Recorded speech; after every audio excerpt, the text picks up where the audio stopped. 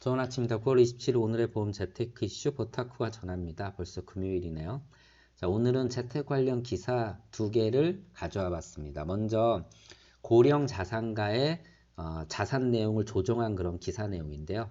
조정 원인과 그리고 어떻게 조정이 했는지에 대해서 한번 간단하게 살펴보도록 하겠습니다.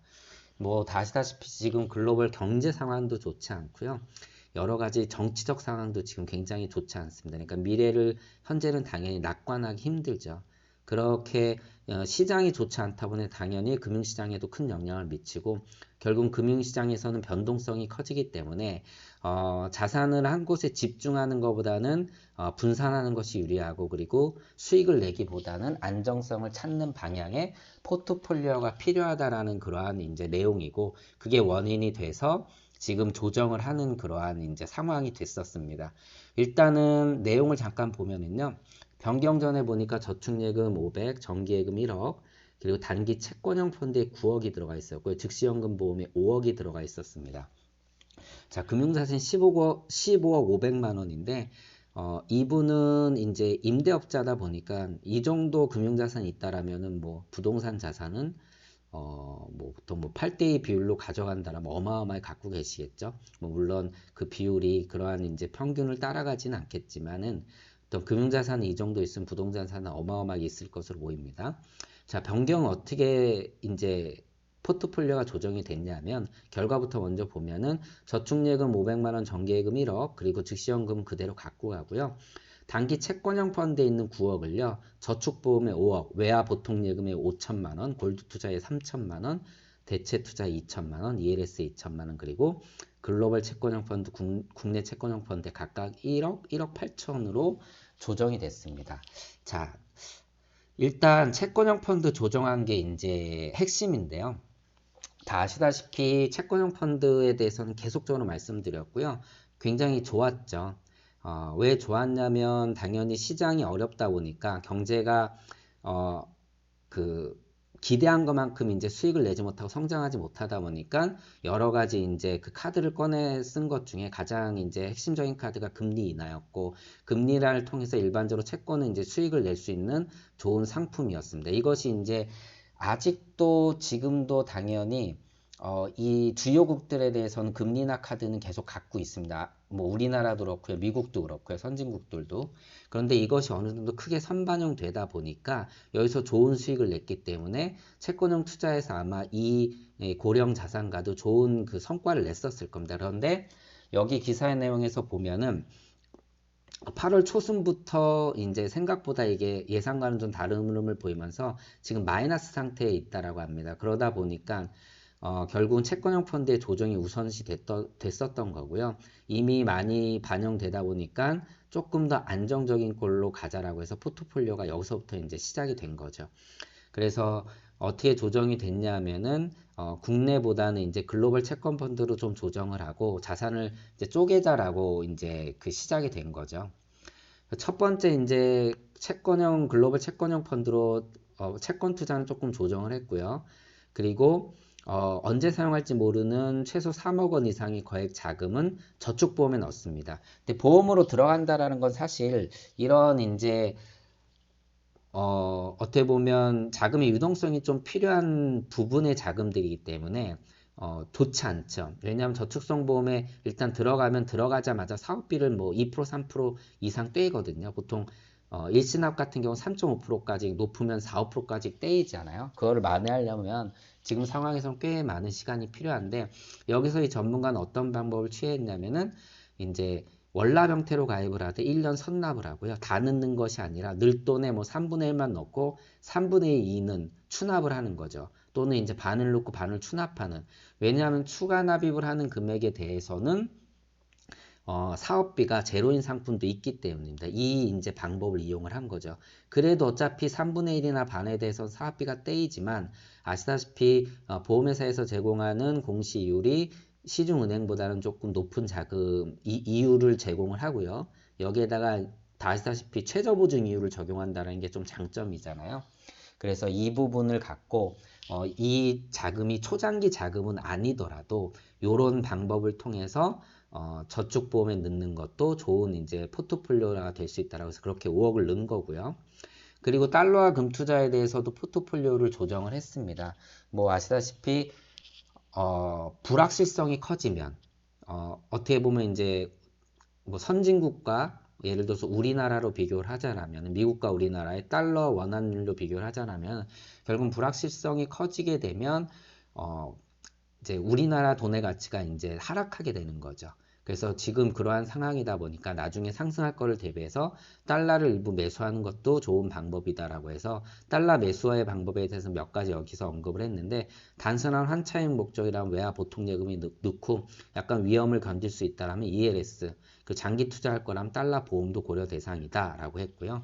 그리고 환차익을 노릴 수 있는 해외 이제 역외 펀드나 해외 채권형 펀드 같은 것, 달러 채권형 펀드를 얘기를 하고 있습니다. 그리고 장기적으로 금리 하락을 통해서 화폐 가치가 떨어진다면 당연히 이제 금 투자도 고려할 만하다. 근데 사실 지금 금이 가격이 너무 많이 올랐기 때문에 그 상투를 잡는 게 아니냐라는 그러한 이제 우려들이 있기 때문에 어느 정도 금 투자를 이제 약간 이제 그 포트폴리오 어느 정도 한 거죠. 그래서 여기서 금 투자에 대해서도 몇 가지 방법을 제안을 했고요. 그리고 대체 투자로는 뭐 지난번 기사에서도 늘 말씀드렸던 리츠나 뭐 또는 이제 배당 성향이 강한 이런 펀드들을 얘기를 할 수 있겠죠. 그래서 여기서도 부동산 리츠와 글로벌 대체 투자가 좋은 성과를 거두고 있으니까 이쪽에 좀 조정할 것이 좋다라고 얘기를 하고 있습니다. 이렇게 조정한 내용인데 무튼 9억이라는 채권형 펀드에 있는 큰 자금을 즉시연금 보험에 5억 그리고 나머지 다양한 이 포트폴리오를 했는데 핵심적인 내용은 이분의 이제 성향이겠죠. 투자 성향도 중요하고 사업을 어떻게 가져가냐, 이 자금의 성격, 자금에 투자할 수 있는 시간 이런 것들이 매우 중요하겠죠. 이런 것들이 다 결합되어서 조정이 되어야 하는데 핵심은 지금 이러한 장세에서는 집중 투자보다는 분산 투자를 하는 게 방법이고 그리고 수익 추구보다는 안정을 확보하는 게 좋은 방법이다라는 뭐 그러한 뻔한 내용인 것 같습니다. 그리고 뭐 100- 나이 뭐 이거는 뭐 우리가 너무 많이 봐왔죠. 주식 투자 비중은 100- 나이로 하라라는데 여기는 그 내용 뭐 헤드라인이 이렇게 되어 있지만 이 내용보다는 이제 은퇴에 대한 어떤 얘기들을 좀 하고 있습니다. 자, 내가 이제 무엇인가 투자를 하려면 결국은 하이 리스크 하이 리턴이다라는 얘기죠. 첫 번째 적극적으로 투자 수익을 높이려면 리스크를 그만큼 갖고 가야 되는 거고 리스크를 낮추고 싶으면 그만큼 기대 수익도 낮추라는 얘기입니다. 그런데 이거는 당연한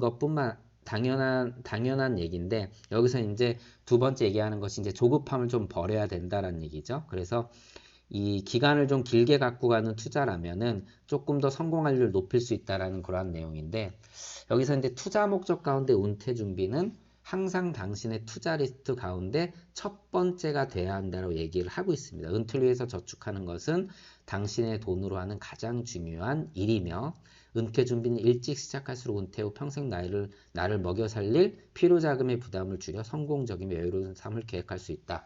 뭐 은퇴라는 게 우리가 제일 많이 얘기하는 게 나중에 5억 만들려면 매월 얼마 넣어야 되냐. 20대 시작하면 뭐 2, 30 넣으면 되는데 30대 시작하면 이걸 2배를 넣어야 되고 뭐 50대 시작하면 이거에 3, 4배를 넣어야 된다. 이런 얘기죠.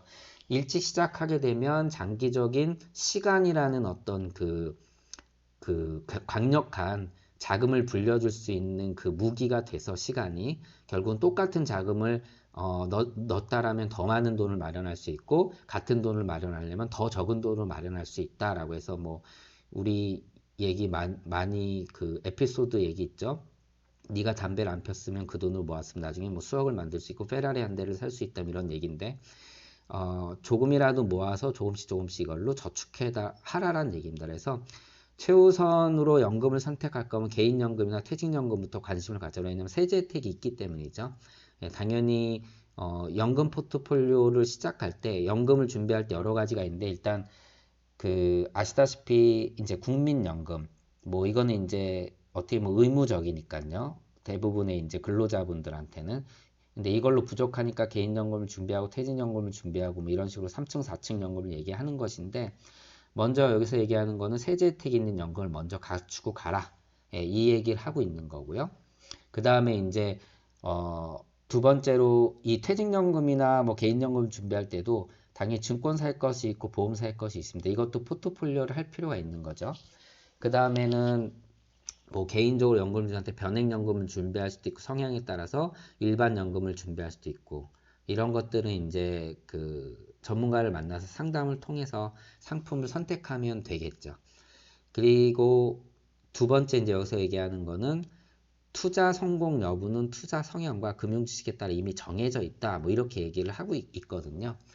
이 금융 지식이 이제 부족한 사람들이 보면은 뭐 이게 이제 조금 이렇게 말씀드리면 좀 죄송하지만은 뭐 대한민국 금융 지식이 낮다 뭐 이런 식으로 많이 얘기를 하고 있는데 부족하다 보니까 결국 우리가 만나는 어떠한 전문가에 의해서 거의 이제 그 한쪽으로 이렇게 어떻게 치우치거나 또는 뭐 모럴 해저드가 있는 경우는 그쪽으로 치우치면서 결과적으로는 좋지 않은 상품을 선택하고 나중에 후회하는 경우가 많이 있거든요. 그래서 본인이 좀 스스로 그 금융 지식을 쌓을 필요가 있고요.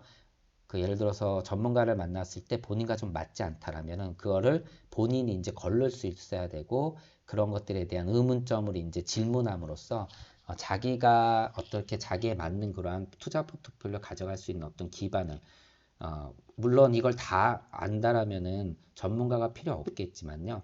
우리가 그럴 수가 없는 거죠. 그래서 뭐 중고차를 사러 갈 때도 어느 정도 우리가 요 정도는 체크할 수 있다라면 이런 질문을 던진다라면 중고차를 판매하는 딜러한테 눈탱이는 안 맞을 확률이 높다라는 그런 말씀을 좀 드리고 싶은 겁니다. 그래서 여기서 얘기하고 싶었던 거는 이 부분이고요.